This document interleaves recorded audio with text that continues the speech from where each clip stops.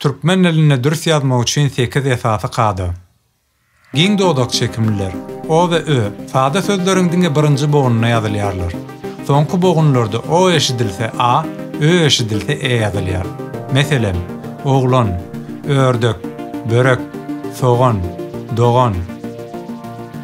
Dar dodak çekimliler. U we ü sada sözleriň diňe birinji we ikinji bogunlaryna ýazylýarlar. Ondan soňky bogunlarda eşidilýän u sesine derek y, ü sesine derek i ýazylýar. Meselem, guruluşyk, durmuşymyz. Dodak çekimlisi bolan bir bogunly, çekimsiz sese utorýan sözleri goşulmalaryň dodaklandyrylan görnüşi goşulýar. Meselem, söz, sözüm, gol, golum, goş, goşum, gül, gülüm, gün, günüm, bol, bollum, gül, güllüm. Birinji bogunyny dodak çekimlilerden biri bolan iki bogunly sözlere çekimsiz ses bilen başlanýan goşulma goşulyp, ikinji bogun nakydar çekimliler gysgaýdylsa, onda olar dodaklandyrylyp ýazylýar. Meselem, goşgy, goşgular, tokly, toklular. Ilki boguny açyk we çekimlileri gysgaýdylýan, soňy v, l, n, r, f, ş seslerine utorýan iki bogunly düýp sözleriň soňuna çekimli ses bilen başlanýan goşulmalar goşulanyny, ikinji bogun naky gysgaýdylýan dar çekimliler özlerinden öň z, d seslerinden başga açyk çekimsiz ses gelenine düşürilip ýazylýar.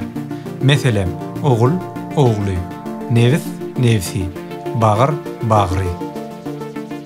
Asyl, pasyl, nesil, ilm ýaly sözler bu kadadan çykarylyp asly, pasly, nesli, ilmi kimin ýazylýarlar. Soňy dymyk k, p, t, ç sesleri bilen gutorýan köp bogunly hemde çekimlisi uzyn aýdylýan bir bogunly sözleriň ýzyna çekimli ses ýa-da r, y sesleri bilen başlanýan goşulmalar goşulanyny.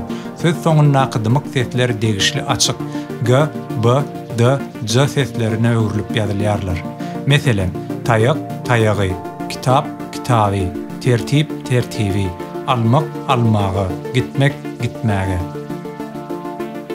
Edebiýat, hökümet, rahmet, surat, niyet ýaly alınma sözleriň bu kadadan çykarylyp soňky p, t sesleri açyga öwrülmän aýdylýar. Şeýle hem ýazylýar. Meselem, edebiýat, edebiýaty, rahmet, rahmetin, surat, surati. Çekimlisi gysgaýdylýan bir bogunly sözleriň soňuna dymyk sesler açyga öwrülmän ýazylýar. Meselem, ek, ekýär, at, atýar. Emma et, git, gaýt, aýt ýaly azawluk sözler bu kadadan çykarylýar. Meselem, git, gidýärin, et, edýärin, aýt, aýdýarin. Düýp sözleriň soňuna iki san dymyk çekimsiz ýanaşyk gelenine arasynda ysgynsyz dar çekimli ses eşidilýän ýaly bolsa da olar ýazylmaýar. Meselem, hop, bagyt, nagt, wagt, haýp, keyp. Soňy ç sesine utorýan sözleri d, j, l, f, ç sesleri bilen başlanýan goşulmalar goşulanyny.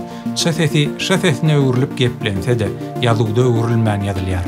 Meselem, açdy, göşşek, uşşak, saçly, güýçli. Ine türkmen diliniň esasy 8 kadasy. Bu kadalar ve başga kadalar barada jikmejik ene dilim.com sahypasynda.